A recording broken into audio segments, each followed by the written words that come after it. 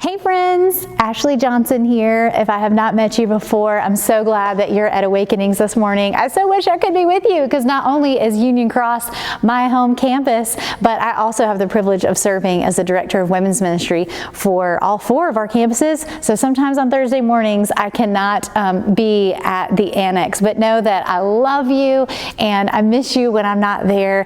And I'm so happy to be sharing this morning just a little story about how I've encountered Jesus. Listen, Ann Wright and I are so excited about this semester of Awakenings. We've been batting around this idea of doing a series in which we look at the encounters that Jesus had with people in the Gospels for some time. And we feel like that the time is now for us to do a series entitled Holy Rendezvous, Encountering Jesus Changes Everything. And isn't that so true? We see so many folks in the gospel accounts who were just going along in life and were absolutely wonderfully interrupted by an encounter with Jesus. And one thing that they all have in common is that no one ever leaves their time with Jesus the same. And even as I'm saying that to you, perhaps some of them come to your mind. I think about Nicodemus, the Pharisee who came to Jesus under the cover of night and asked, how is it that I could be born again when I'm old? I think about the woman at the well from John chapter 4 who was hiding during the day to get away from her past. And Jesus comes and she ends up a changed woman and goes back to her town and says, let me tell you about a man who told me about everything I ever did. Or Mary and Martha, the ones who so wish that Jesus would have come sooner to help their sick brother, and then Jesus ends up raising Lazarus from the dead. How about the woman caught in adultery who is changed by the mercy that Jesus shows her when he doesn't cast a stone and tells her to go and leave her life of sin? Or Peter, so many things we could talk about the life of Peter, but how about that moment after he denies Jesus 3 times and then they catch eyes as Jesus is being tortured?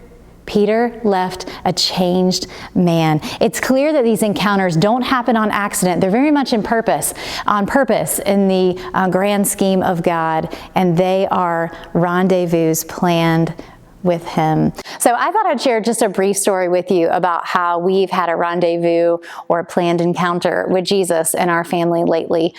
We signed Ethan, our 8-year-old son, up for a basketball camp at Bishop McGinnis a few months ago. And, we signed him up because we were looking for engaging, fun, developmental opportunities for our kids this summer. And, he's really enjoyed playing basketball. So we didn't ask him first. We just got him signed up, and it turns out he really did not want to go. He was pretty intimidated. At this camp, he was going to be among the youngest group of boys there, rising third graders up through middle schoolers. It was a new, unknown environment. He didn't know the coaches or the place. And he's really a kid who enjoys predictability, likes to know that he'll definitely be able to be competent for what's coming.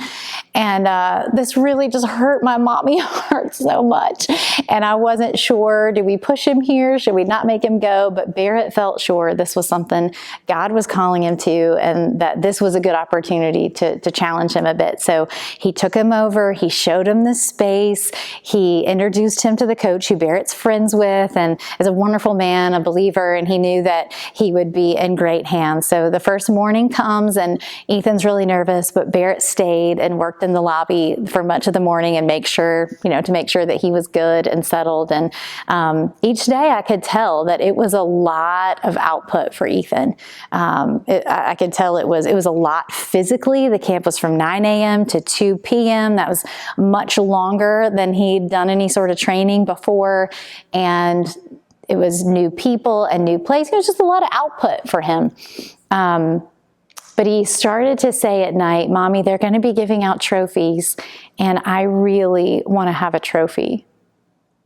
And I thought, oh no, because there were like 63 kids and 7 or 8 trophies or something. And I just started to think, oh Lord, what are we going to do? I felt like just him going to the camp was the win. That was so courageous of him. And we're just asking, God to sustain him in it and teach him, and that he would blossom and flourish there. But he wants a trophy. And so we began to pray, and in my mother's heart, I was really begging the Lord that somehow this kid would get a trophy. And I thought, I have no idea how that would ever happen. So the last day of camp comes. I was actually spending time with a friend, and Barrett went and our daughter Annie to pick him up. And he begins texting me pictures. And the first picture is this one. And it is a picture of Ethan walking up, and I can tell that a coach is handing him something, and then Barrett sent me a whole bunch of trophy emojis, and I'm like, what in the world is happening? And he got home and barely waited for Barrett to stop the car, jumped out of the car, and is saying, Mommy, I won a trophy! And he comes over, and Ethan won the most improved player award from the beginning of the week to the end of the week. He's the player that they said had made the most progress. And I knew in that moment that the Lord had provided for Ethan, but I was also aware that this moment wasn't just for him, but that it was for Barrett and I as well. So we went to celebrate that night. We went out to the Big Burger Spot, the new fun burger place in Kernersville. And when we pulled into the parking lot, I said, I wonder if we'll see anybody we know here, because there aren't a lot of new fun restaurants in Kernersville. And so I figured we might be able to see a friend or two there who was there to check it out as well. And as we're walking up to the restaurant, the coach that oversaw the whole camp that Barrett's friends with is sitting there with his family. And so we go over and we're chatting, and Ethan takes a picture with him.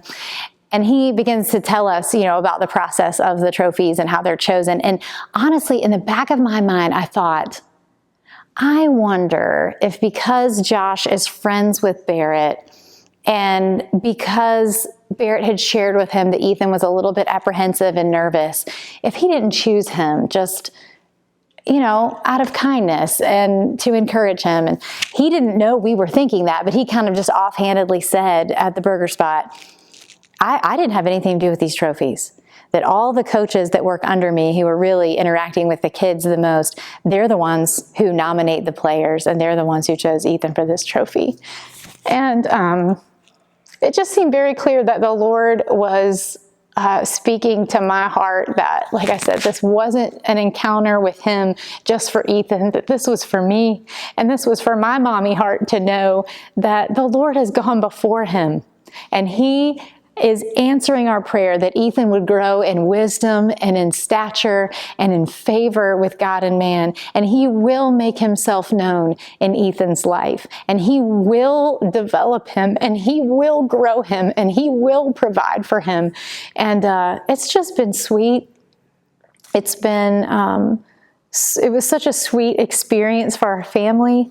It was the first trophy Ethan's ever received that wasn't a participation, kind of medal. And he's looking into saving up his chore money to get one of those little plastic cases for it to go in. And on one hand, that can sound silly, but what I know is that will be a monument to an encounter with God in his life. And that is something we consistently pray for our kids.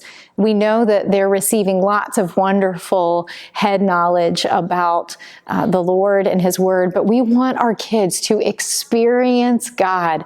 And what a joy it is as parents to be able to point out and say, did you see him? Did you see him? That was him. That was Jesus moving on your behalf and saying something to you. And so I'm so excited about this series, Holy Rendezvous, Encountering Jesus Changes Everything, because I really believe that personally, I'm going to be growing in my own awareness this semester of the places that God has pre-planned, that he's set up experiences for me to see him and to know that he's providing for me, moving in my life. And you know what that does in my heart? It just brings more awe, more worship. My heart is more entangled with God's goodness and looking for it, postured to see it in my everyday life. So I'm so thrilled that you're here. I think we're going to have a wonderful semester together, and I look forward to seeing you soon.